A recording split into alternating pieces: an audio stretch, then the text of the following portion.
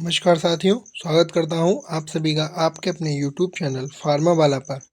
Pharma वाला आप सभी को फार्मेसी से रिलेटेड जितनी भी अपडेट्स आती हैं, यूपी स्कॉलरशिप से रिलेटेड जितनी भी अपडेट्स हैं, जो भी नोटिफिकेशंस आ रहे हैं और जो भी आपके लिए हेल्पफुल हो, वो सूचना आपको सबसे पहले हमारे यूट्यूब चैनल पर प्रोवाइड की जा रही है। तो आप सभी चैनल को ज़रूर सब्सक्राइब करिएगा एंड बेल आइकन को ज़रूर प्रेस रखिए, जिससे कि कोई भी वीडियोज़ का नोटिफिकेशन आपसे मिस ना हो सके। तो आज एक इम्पोर्टेंट इन्फॉर्मेशन है जो कि आपके सामान्य वर्ग यानी जनरल के स्टूडेंट्स के लिए है। जो इनका पैसा है वो कब तक आएगा, बचे हुए छात्रों का, क्योंकि कुछ छात्रों का पैसा आ चुका है। तो इसमें पढ़ते हैं, सामान्य वर्ग जनरल के छात्र छात्राओं को सूचित किया जाता है कि छात्रवृत्ति से संबंधित धनराशि का ट्रेजरी स्तर पर बिल पास कर दिया गया है। आंकड़े के अनुसार सभी अलॉटमेंट ऑर्डर्स ट्रेजरी सर्वर तक पहुंच चुके हैं एवं ट्रेजरी द्वारा सफलतापूर्वक एक्सेप्ट भी कर लिए गए हैं। इसके साथ ही बाउचर स्तर पर भी धनराशि स्वीकृत यानी अप्रूव कर दी गई है, जो कि अब पीएफएमएस डीबीटी के माध्यम से खातों में भेजी जा रही है। अतः अगले 24 से 48 घंटों के भीतर छात्रवृत्ति की धनराशि आपके Aadhaar seeded NPCI DBT enabled bank खातों में हस्तांतरित कर दी जाएगी। किस में आएगी? तो भैया ये मैं आपको पहले ही बता था कि आधार सीडीड होना चाहिए, एनपीसीआई इनेबल होना चाहिए और डीबीटी इनेबल होना चाहिए। सिर्फ उन्हीं खातों में आपका जो छात्रवृत्ति का पैसा है वो आएगा, बाकी किसी खाते में आपका पैसा नहीं आएगा। ठीक है। और सभी छात्र छात्राएं सुनिश्चित कर लें कि आपका बैंक खाता आधार से लिंक है या नहीं, आधार जो सीडिंग प्रोसेस है वो कंप्लीट हो पाई है या नहीं, और एनपीसीआई की। ठीक है। तो आप सभी का जो पेमेंट है वो आना स्टार्ट हो जाएगा। और कुछ बच्चों का आ चुका है जहाँ से मतलब जो है पेमेंट निकल चुका है, यानी जिस भी डिस्ट्रिक्ट से आपका पेमेंट है वो निकल गया है, वहाँ से आ गया है। लेकिन जो मेन के मतलब आप सभी का जितने बच्चों का रह गया है, उन सभी का जो पैसा है वो कल आपको सभी के अकाउंट्स में देखने को मिल जाएगा। हो सकता है आज 12 बजे के बाद से आना शुरू हो जाए। तो आप सभी अपने अकाउंट्स को चेक करते रहिए। दूसरी बात, अब कल बहुत से स्टूडेंट्स का पैसा आया है, तो वो किस किस का आया था वो मैं आपको दिखा भी देता हूँ। तो सबसे पहले ये इनका एक है, dear customer DBT government payment of ₹12,500 credit to your account on 28/3/2026। ठीक है ना।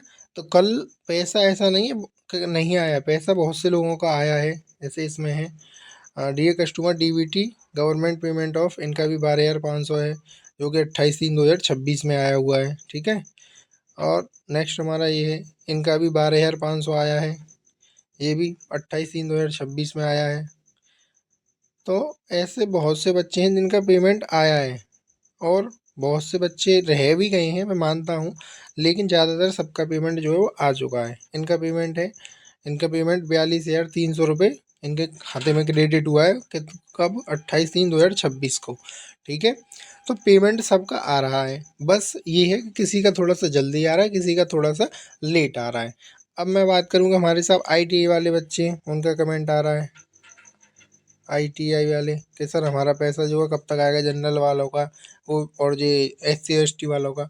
तो आईटीआई हो, चाहे वो बीएड हो, चाहे बीकॉम हो, चाहे बीएससी हो, कोई भी ग्रेजुएशन कोर्स हो, चाहे डी फार्मा हो, बी फार्मा हो, एमए हो, बी एम कॉम हो, वो सभी कोर्सेज का जो पैसा है वो आपका जो है वो आज से यानी 12 बजे के बाद से आप सभी के अकाउंट्स में आपको देखने को मिलेगा।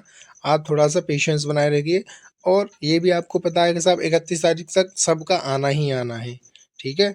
तो इसलिए और थोड़ा सा आप पेशेंस बनाए रखिए। आज 29 तारीख हो गई है, कल का और परसों का 2 दिन रह गए हैं। 2 दिन में आप सभी का पैसा सभी के अकाउंट्स में आ जाएगा, जो हमारे बचे हुए छात्र हैं, या जो सबसे पहली बात जो 24-25 वाले सेशन वाले बच्चे हैं, उन सभी का भी जो पेमेंट है वो बहुत जल्द उनके अकाउंट्स में देखने को मिल जाएगा। अब उसमें कौन कौन सा पेमेंट आ रहा है, जो हमारे 24-25 सेशन के बच्चे हैं उनका भी पेमेंट 30 से 31 के बीच में मिल जाएगा उन सभी को।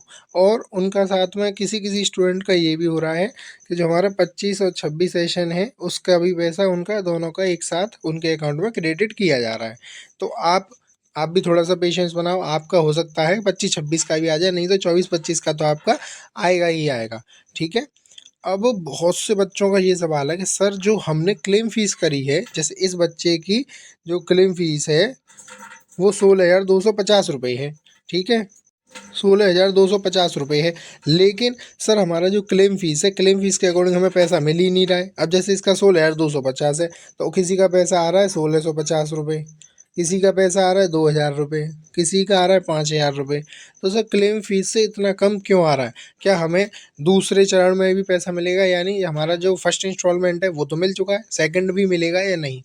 तो भैया आपको साफ सीधी बात बताऊं कि आपका पैसा जो क्लेम फीस आपने क्लेम करी है वो नहीं मिल पा रही है, तो वो पैसा आपको सेकंड फेज में ज़रूर मिलेगा। द्वितीय चरण यानी जो आपका लागू हो जाएगा, सेकंड इंस्टॉलमेंट जब बैंक भेजेगा या जो डीबीटी से आएगा आपका पैसा, तो विभाग आपको ज़रूर देगा। क्यों? क्योंकि जब आपकी फ़ीस 16,250 है और आपको सिर्फ पैसा मिला है 1,650 रुपये, तो भैया जाहिर सी बात है पैसा देना पड़ेगा।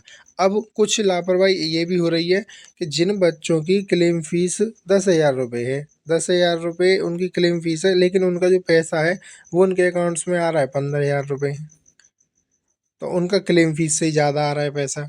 तो ऐसे भी बच्चे मतलब बहुत हो गए हैं जिनका मेरे पास कमेंट भी आया था, वो बता भी रहे थे कि सर हमारा जो पेमेंट है वो हमारी क्लेम फीस के अकॉर्डिंग मतलब ज़्यादा भी आया है। तो इस बार कोई मतलब सीक्वेंस नहीं चल रहा है, ना ही स्टेटस को लेकर कोई अपडेट दे रही है गवर्नमेंट, ना ही हमारा पेमेंट को लेकर कोई भी इशू है। मतलब सारी चीज़ें बस ऐसी चल रही हैं, तो बच्चे बहुत ज़्यादा परेशान हैं। तो एक मैं रिक्वेस्ट तो ज़रूर करूँगा विभाग से कि वो इन चीज़ों को थोड़ा-सा सही करें और बच्चों के हित में थोड़ा-सा काम करें।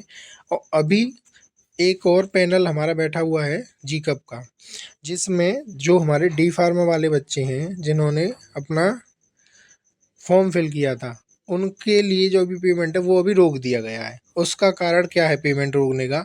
उसका कारण ये है कि उनका जो काउंसलिंग से एडमिशन हुआ था, कुछ कॉलेज वालों ने जी-कप काउंसलिंग में नो कर दिया है, कुछ कॉलेज वालों ने जी-कप काउंसलिंग में येस कर दिया है, जिसकी वजह से इनका पेमेंट जो है रोक दिया गया है। उसके लिए कमेटी बैठी हुई है, जब वो कमेटी निर्णय देगी तभी उसके बाद पैसा आना शुरू हो जाएगा। चाहे वो जो मतलब हमारे काउंसलिंग के थ्रू एडमिशन हुए हैं बच्चों के।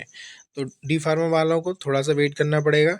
जैसे ही आपका कोई आते ही सूचना आपको मैं वीडियो के माध्यम से ज़रूर बताऊँगा। तो आप सभी इस चीज़ का विशेष ध्यान रखिएगा कि हमारा जो पैसा है वो जाएगा कहीं नहीं, वो मिलेगा हमें, लेकिन थोड़ा-सा पेशेंस बनाए रखना है। और ये जो डीडब्ल्यू अधिकारियों के यहाँ से आपको न्यूज़ मिली है, जो मैंने आपको बता दी है, ये बहुत ही ज़रूरी है कि डी फार्मा वालों के लिए अभी पेमेंट की कोई प्रक्रिया नहीं है। उनका जो पेमेंट आना भी था, तो विभाग ने उन्हें थोड़ा-सा रोक रखा हुआ है, क्योंकि कुछ कॉलेज वालों ने आप जी-कप का फॉर्म भर सॉरी स्कॉलरशिप फॉर्म भरते हैं, तो उसमें काउंसलिंग का आता है जी-कप के थ्रू हुआ था एडमिशन या नहीं।